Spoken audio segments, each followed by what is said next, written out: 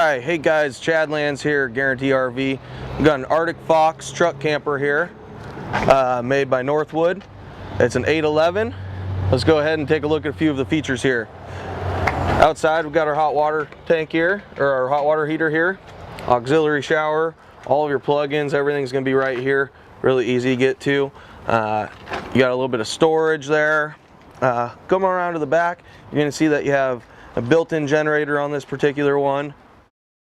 Here's the inside of the Arctic Fox truck camper, the 811. This is going to turn into a bed as well.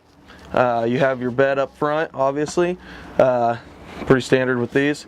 A little fridge here to store some stuff in when you're camping. Got a little kitchen, stove, sink, etc. This is actually pretty hard, good cutting board material, so that's kind of nice there.